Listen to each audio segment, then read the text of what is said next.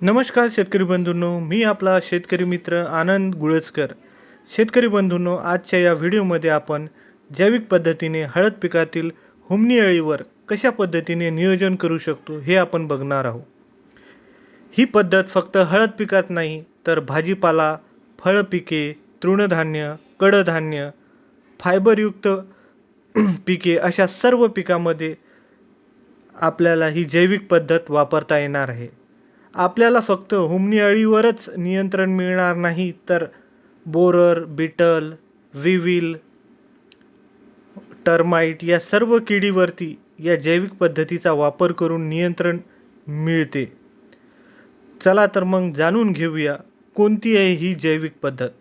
जैविक पद्धतीमध्ये आपण जैविक बुरशीचा वापर करणार आहे. ती म्हणजेच मेटॅरिझम ॲनिसोप्लिली. हे एक जैविक कीटकनाशक आहे.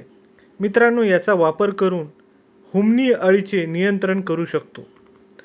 चला तर मग मित्रांनो, ही जैविक कीटकनाशक कसं काम करते हे थोडक्यात सांगतो. हे बुरशीजन्य जीवाणू मुळांच्या परिसरात असलेल्या पांढऱ्या अळीच्या शरीराच्या संपर्कात येतात. बुरशीचं बीज अळीच्या शरीराच्या त्वचेवर चिटकतात व त्यातून आत प्रवेश करतात.